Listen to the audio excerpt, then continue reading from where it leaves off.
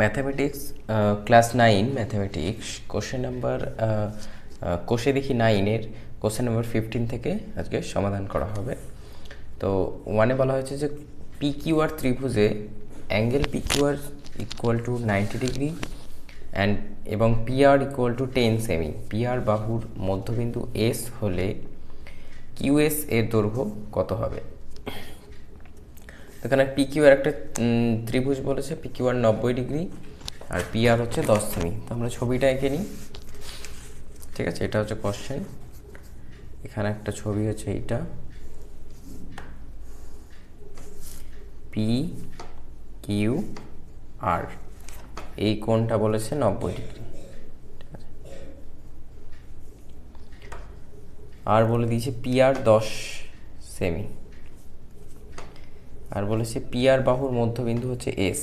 PR বাহুর মধ্যবিন্দু S, এইখানে একটা নাম দিচ্ছি আমরা এস, হলে কিউএস এর দৈর্ঘ্য কত হবে? কিউএস, কিউ থেকে এই দূরত্বটা কত হবে? তো এখানে আমাদের একটা পয়েন্ট লিখে নিতে হবে যে সমকোণী ত্রিভুজের, এখানে আমাদের মেন যেটা হচ্ছে যে সমকোণী,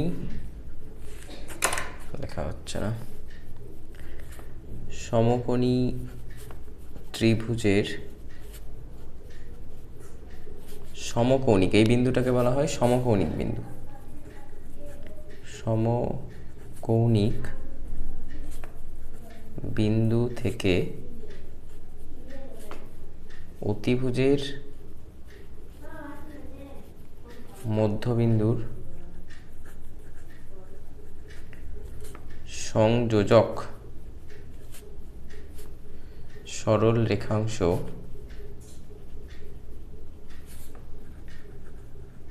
অতিভুজের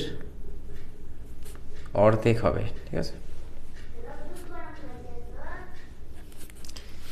ঠিক আছে। তাহলে এখানে পিআর এর অর্ধেকটাই হচ্ছে কিউএস, তাহলে আমরা কিউএস ইকুয়াল টু লিখতে পারি হাফ গুণ পিআর। তাহলে পিআর হচ্ছে 10 সেমি, তাহলে 2 দিয়ে কাটলে 5 সেমি, তাহলে অ্যান্সারটা হয়ে যাবে 5 সেমি। কোন অপশানে রয়েছে? অপশান বিতে রয়েছে অ্যান্সারটা। এখানে যেটা কোশ্চেন দিয়েছে কোশ্চেন নাম্বার 2-তে, এবিসিডি ট্রাপিজিয়ামের এবি সমান্তরাল ডিসি এবং এবি 7 সেমি ও ডিসি 5 সেমি, তাহলে এডি ও বিসি বাহুর মধ্যবিন্দু যথাক্রমে ই ও এফ হলে ইএফ এর দৈর্ঘ্য কত হবে? তো এইরকম একটা ছবিটা আমরা এখানে এঁকে নিই যে এইটা হচ্ছে একটা ট্রাপিজিয়াম। ঠিক আছে, এখানে হচ্ছে এটা হচ্ছে এ ধরে নিলাম, এটা বি, এটা সি, এটা ডি। ঠিক আছে, এবার আমাদের বলে দিয়েছে যে এডি আর বিসি, এটা হচ্ছে এডি আর এটা হচ্ছে বিসি, তাদের মধ্যবিন্দুগুলো, এডি এর মধ্যবিন্দু হচ্ছে ই আর ডিসি বা সিডি এর মধ্যবিন্দু হচ্ছে এফ। তাহলে এইটাকে যদি যোগ করি তাহলে এর ভ্যালুটা কত হবে?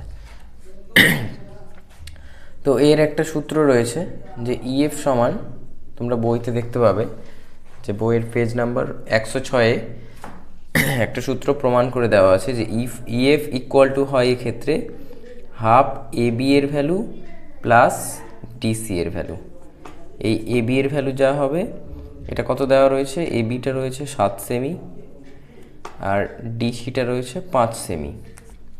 তাহলে এখানে যোগ করে নিই আমরা, হাফ 7 যোগ 5 যোগ করলে পাচ্ছি 12, 12/2 মানে 6 সেমি। তাহলে অ্যান্সার হচ্ছে 6 সেমি, যেটা আমাদের অপশান রয়েছে। কোন অপশানটা রয়েছে? তাহলে এখানে অপশান সি হয়ে যাবে কারেক্ট, সিতে রয়েছে 6 সেমি।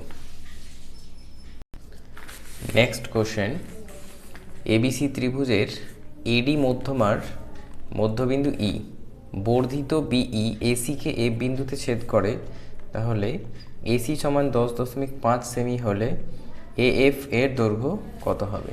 তো এখানে ছবিটা হয়ে যাবে আমাদের এরকম, এই হচ্ছে একটা এবিসি ত্রিভুজ,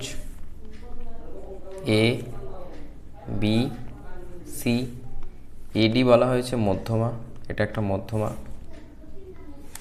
ঠিক আছে। এডি মধ্যমার মধ্যবিন্দু ই, তাহলে এই মধ্যবিন্দুটা যদি ই হয় তাহলে বলেছে বর্ধিত বিই, মানে বি আর ই কে যোগ করে বাড়িয়ে দিতে হবে। বি আর ই কে যোগ করে বর্ধিত করলে সেটা আবার এফ বিন্দুতে এখানে ছেদ করবে। তাহলে এই এ এফ এর যে ভ্যালু সেটাকে প্রমাণ করতে হবে আমাদের। কত আসবে আমাদের দেওয়া রয়েছে কি এসি, এসি বলতে এই বাহুর দৈর্ঘ্যটা পুরোটা, ঠিক আছে। এটা দেওয়া রয়েছে এসি 10.5। তো এটা এইভাবে প্রমাণ করা যায়, এটাও একটা প্রমাণ রয়েছে যে এফ এর ভ্যালুটা এখানে একটা আমাদের অঙ্কন করে নিতে হবে, যে ডি বিন্দু দিয়ে এখানে একটা বি নিতে হবে। আচ্ছা, এটা দেওয়াই আছে যে এডি হচ্ছে মধ্যমা, তাহলে ডি বিন্দু দিয়ে একটা যদি আমরা সমান্তরাল সরলরেখা, এইটার সমান্তরাল, ঠিক আছে, ডি বিন্দু দিয়ে বিএফ এর সমান্তরাল একটা সরলরেখা যদি আমরা অঙ্কন করি তাহলে এখানে একটা আলাদা একটা বিন্দু পাবো। তো সেই ক্ষেত্রে এখানে সূত্রটা আছে যে A F equal two 1/3 AC. এবার এই মানটা আমরা বসিয়ে নিই, 10.5টা ভাগ করে নিলে 3 3 9, 3 3 9, 3 5 15, তাহলে এখানে অ্যান্সার হচ্ছে 3.5 সেমি, ঠিক আছে। কোন অপশানটা কারেক্ট হবে এখানে? তাহলে 3.5 রয়েছে ডি অপশানে।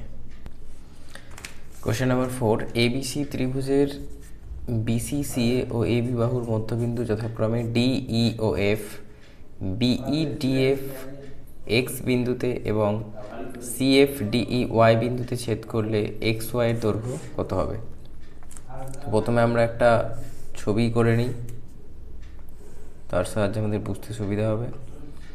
তো নাম দিয়ে নেব, এটা হচ্ছে এ, এটা হচ্ছে বি, এটা হচ্ছে সি। তো প্রথমে বলেছে বিসি বাহুর মধ্যবিন্দু হচ্ছে ডি, তাহলে এখানে একটা আমরা বিন্দু নেব যেটার নাম হবে অবশ্যই ডি। তারপরে বলেছে সিএ বাহুর মধ্যবিন্দু ই, তাহলে সি এ এখানে হবে ই, এটা হচ্ছে ই। আরেকটা হবে এফ, এই মধ্যবিন্দুটা হবে এফ। এরপরে বলেছে যে বিই ডিএফ এক্স বিন্দুতে, বিই বিই বিই এইটা হচ্ছে বিই, আর ডিএফ ডিএফ হচ্ছে এইটা। তাহলে এরা বলেছে ছেদ করেছে এক্স, এক্সে ছেদ করেছে। আর একটা বলেছে যে সিএফ আর ডিই, সিএফ, তাহলে এটা যদি আমরা যোগ করি সিএফ আর ডিই, এটা হচ্ছে ডিই, তাহলে এটা যুক্ত করেছে ওয়াই বিন্দুতে, ঠিক আছে। এবার বলেছে এক্স বিন্দু আর এই ওয়াই বিন্দু, এই দুটোর মধ্যে এক্স ওয়াইয়ের দৈর্ঘ্য কত হবে, এইটার দৈর্ঘ্য কত হবে।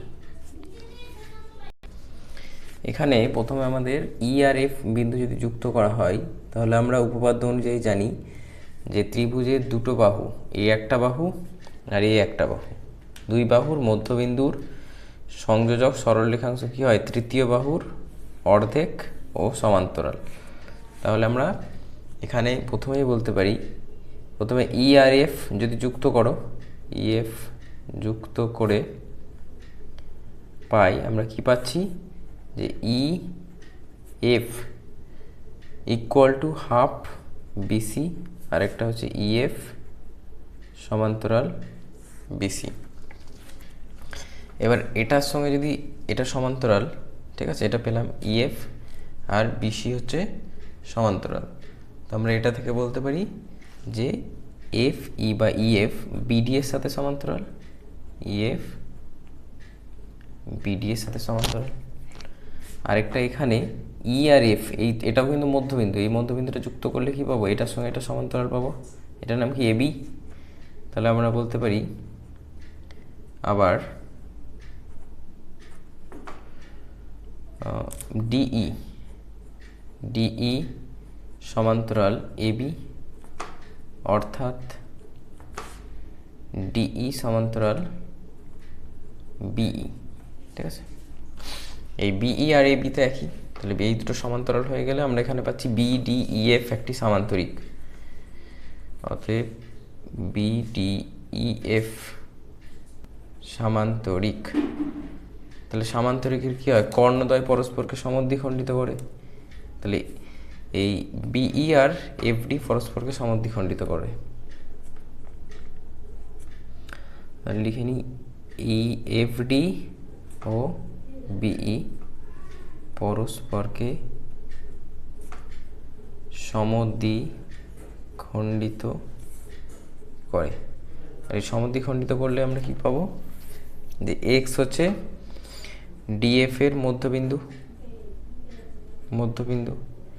এই অনুরূপভাবে যখন আমরা এই ত্রিভুজটার কথা নেব, এই সামান্তরিকটা, ঠিক আছে, ভালো করে দেখে নাও, ডিসিইএফ এই সামান্তরিকটার কথা যখন আমরা বলছি, ভালো করে দেখে নাও, এটা এটা এটা এটা, তাহলে এইটা আর এটা হচ্ছে কর্ণদ্বয়।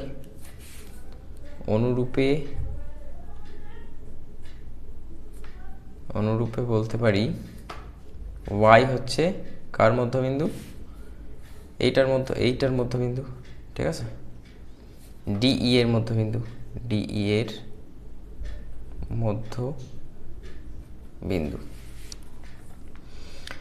অতএব এখানে বলা যেতে পারে যে ইএফ সমান যদি হাফ বিসি হয়,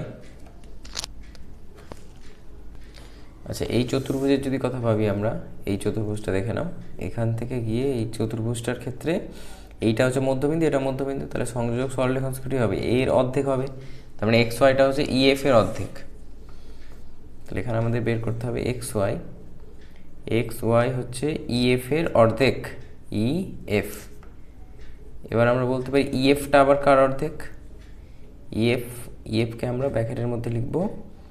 প্রথমে আমরা পড়েছি এটা, দেখে নাও তোমরা, এখানে দেওয়া আছে বিসি এর অর্ধেক,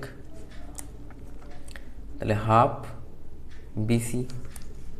তাহলে আমরা এখানে দেখতে পাচ্ছি 1/4 বিসি এখানে, ঠিক আছে। তাহলে এটা অ্যান্সারটা চলে আসবে আমাদের কোন অপশানে রয়েছে, অপশান বিতে রয়েছে আমাদের সঠিক অ্যান্সার। নেক্সট কোশ্চেন, এবিসিডি সামান্তরিকের বিসি বাহুর মধ্যবিন্দু ই। তাহলে একটা সামান্তরিক আমরা অঙ্কন করে নিই।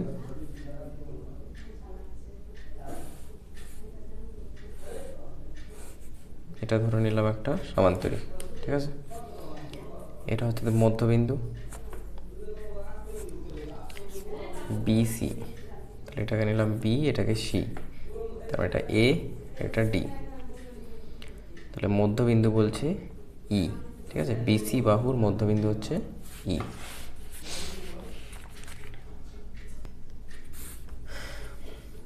বিসি বাহুর মধ্যবিন্দু হচ্ছে ই বসিয়েছি। তাহলে এটা যদি আমরা যোগ করি, আচ্ছা এই জায়গাটায় মধ্যবিন্দু করলে ভালো হবে, এটা বর্ধিত করলে, ঠিক আছে। এখানে আমরা কি কি দেখতে পাচ্ছি, যে এই কোণের সাথে এই কোণ হয়ে যাবে কি কোণ, এই কোণের সাথে এই কোণ একান্তর কোণ, আর এই কোণের সাথে এই কোণও একান্তর কোণ হয়। কিন্তু আমরা এখানেও যদি নিই, এটা বিপ্রতীপ কোণ, আর এটা মধ্যবিন্দু বলেছে, মানে কি এটার সাথে এটা সমান, ঠিক আছে। যুক্তিগুলো আমরা এখানেই দেখিয়ে দিচ্ছি, যে এই কোণের সাথে এই কোণ সমান, অথবা এই কোণের সাথে এই কোণ সমান, ঠিক আছে, দুটো কোণ আর একটা বাহুর দৈর্ঘ্য।